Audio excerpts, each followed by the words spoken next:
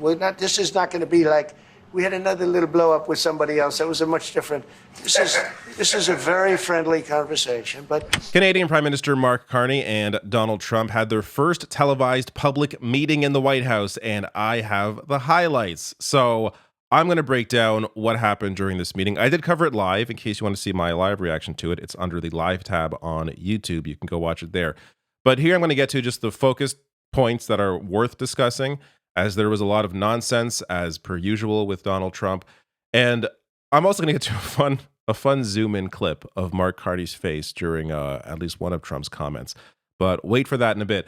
First, I want to set the stage for this meeting.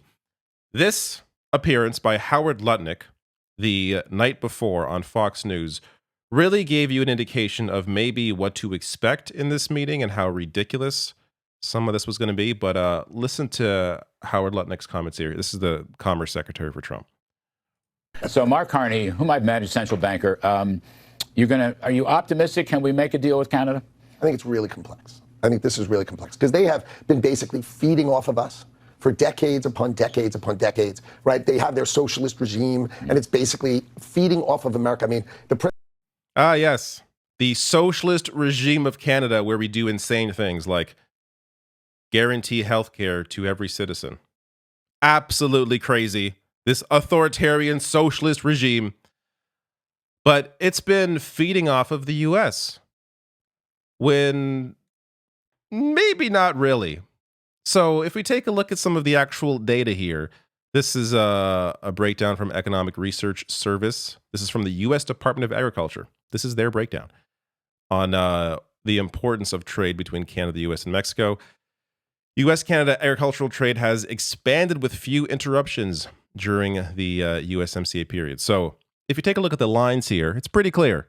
U.S. imports from Canada, in red, is the taller line than U.S. exports to Canada, which is the shorter line. So hopefully this is instructive as to the reality of how much Canada is actually feeding the U.S. And we get to the literal feeding. In 2023, 63.8% of U.S. agricultural imports from Canada consisted of meat and other animal products, grains and feeds, and oil seeds and oilseed products. Canada literally feeding Americans. Not to mention the oil. Why Trump needs Canadian oil. McLean's has this breakdown. I'll link this below the video in case you want to read more into this. But important point here. Americans import cheap Canadian oil and sell their own oil internationally, where it fetches higher prices. The result is that while the U.S. ships more than 10 million barrels per day out of the country, it still imports 8.5 million, almost half of that from Canada. America's refining capacity is also set up for Canadian product. The oil sands produce bitumen, heavy sour oil.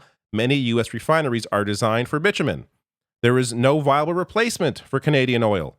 The closest match is Venezuelan oil, but that country is currently under U.S. sanctions. So the whole refinery process in the U.S. is designed for Canadian oil. You make money off the fact that you're able to import cheap oil while exporting your own. Yet somehow, Canada's the one feeding off of America. Is that really the case? So let's get to the couple of posts here. From one from Mark Carney, one from Trump, right before the meeting. So Mark Carney just saying he arrived in Washington. Canada and the U.S. are the strongest when we work together, and that work starts now. Trump, on the other hand, this is right before the meeting, posted this, saying, "I look forward to meeting the new Prime Minister of Canada, Mark Carney." First of all, he actually called him the Prime Minister. I guess this is, baby steps, but we're doing something positive here, actually recognizing the actual title of the Prime Minister. "I very much want to work with him, but cannot understand one simple truth. Why is America subsidizing Canada by $200 billion a year?" This is a figure he keeps repeating, and there's no basis in any reality for it, but he keeps repeating it.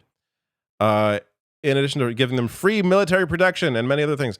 We don't need their cars. It's not our cars. We manufacture vehicles together. A lot of this I really don't feel like I need to break down or explain because it's all just bullshit from Trump. But the processes for manufacturing, for making vehicles are intertwined between the U.S. and Canada. We don't need their energy. We don't need their lumber. We don't need anything they have other than their friendship. which hopefully will always maintain. They, on the other hand, need everything from us. The Prime Minister will be arriving shortly, and that will be most likely my only question of consequence. All right, there. Now, it started gentle, I suppose. Thank you very much, everybody. It's a great honor to have Prime Minister Mark Carney with us. As you know, just a few days ago, he won a very big election in Canada. And I think I was probably the greatest thing that happened to him, but I can't take vote credit. His party was losing by a lot, and he ended up winning. So I really want to congratulate him. It was probably one of the greatest comebacks in the history of politics, maybe even greater than mine. You know? And that was the last time that Trump said anything that was accurate. So yeah, Trump's existence, of course, helped Mark Carney. It was basically one of two reasons why the Liberals were able to overcome the hole that they were in at the beginning of the year. Trudeau stepping down and being replaced by Mark Carney was the other big advantage for the Liberals in this election. But yeah, Trump being an insane man, lobbing threats, calling Trudeau Governor Trudeau, talking about the 51st state and all this. Of course, that benefited Mark Carney.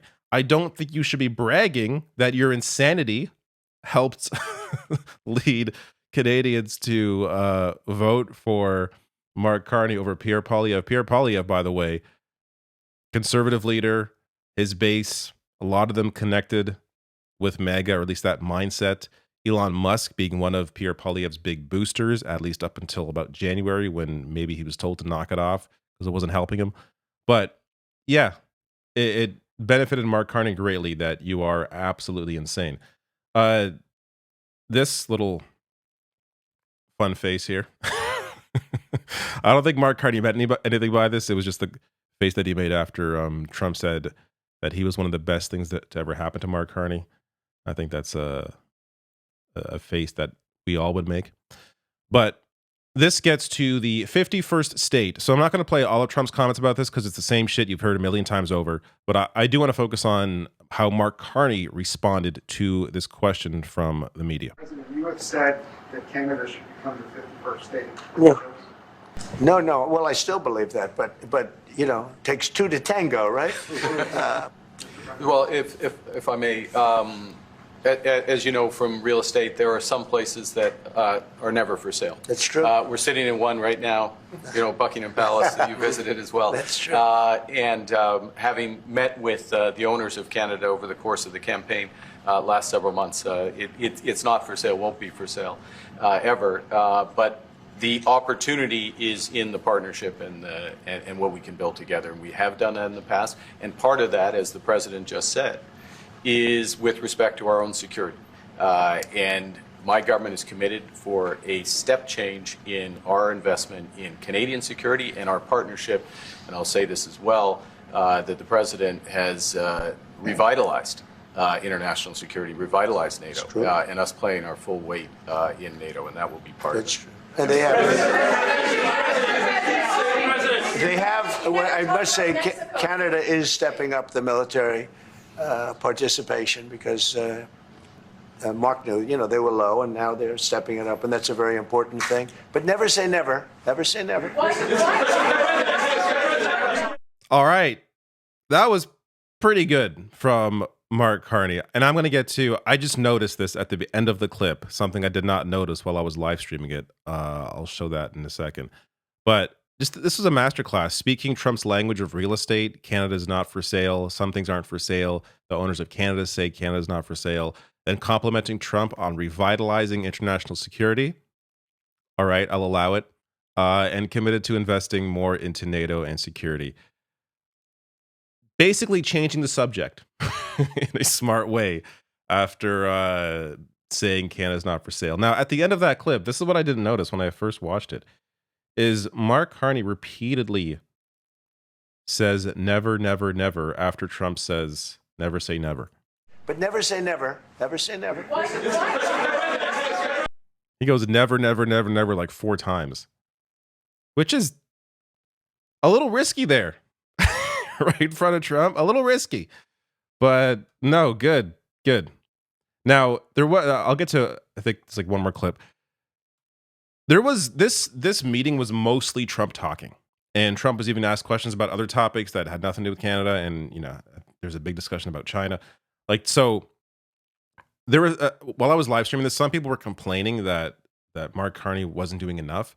But I'm of the opinion, why interject yourself into a meeting that you just want to get through? You don't want to create an international incident. You don't want to have another, Zelensky situation. This is really just a stupid public meeting. And the real work gets done. Hopefully, some real work gets done behind the scenes. Though I imagine not much is going to be a whole lot different behind the scenes, behind closed doors, compared to what we saw there. But this gets to the comments about Trudeau that Trump made, who I'm going to maintain my position on this. I think Trump uniquely hated Trudeau because he saw the pictures of Trudeau and his wife and how they were smiling and really appear to enjoy each other's company. And that made him feel emasculated, because what other reason would there be to specifically hate Trudeau over Mark Carney when the actual interaction, the relationship between Canada and the US is basically the same under both leaders? Except, it's different now because of what Trump did. But if Trump didn't do what he did, what would have changed? So he uniquely hated Trudeau.